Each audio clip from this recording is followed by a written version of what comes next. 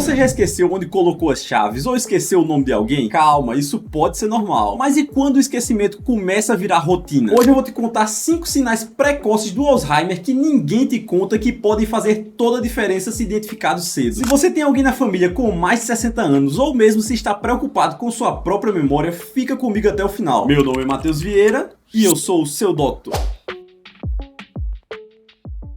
Antes de eu te mostrar os sinais precoces, a gente precisa entender o que é o Alzheimer. Lembra do vídeo que eu expliquei o sistema nervoso? Com os neurônios, as sinapses e como o cérebro funciona como um grande centro de comando? Pois é, no Alzheimer, essas conexões entre os neurônios começam a se perder. O cérebro passa por um processo de degeneração. Ele literalmente começa a atrofiar em algumas regiões, principalmente no hipocampo, que é a área responsável pela formação das memórias. Com o tempo, a destruição dos neurônios se espalha para outras partes do cérebro, afetando o raciocínio, a linguagem, o comportamento e até a capacidade de reconhecer pessoas e se localizar no tempo e espaço. E o mais assustador é que esse processo começa anos antes dos primeiros sintomas aparecerem. Microscopicamente, o que acontece é o acúmulo de duas proteínas que formam placas entre os neurônios e dentro deles. Isso causa a inflamação, o bloqueio da comunicação entre as células e, no fim, a morte do neurônio. Ou seja, Alzheimer não é só esquecer as coisas porque está distraído ou cansado. É uma doença progressiva e sem cura que destrói lentamente o cérebro. E se não for acompanhada, compromete totalmente a autonomia da pessoa. Por isso, quanto mais cedo a gente detecta os sinais e começa a agir, melhor é a qualidade de vida do paciente e da família.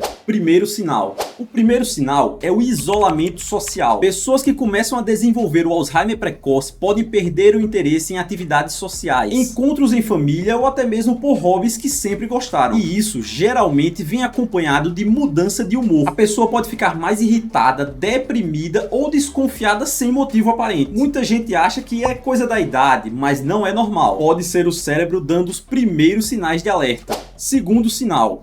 Tarefas simples começam a virar desafios. Fazer um café, seguir uma receita que a pessoa fazia há anos, ou mesmo pagar uma conta. Tudo isso começa a parecer confuso. Não é que a pessoa esqueceu porque estava com pressa. Ela sabe o que tem que fazer, mas não consegue organizar o raciocínio para executar aquela ação.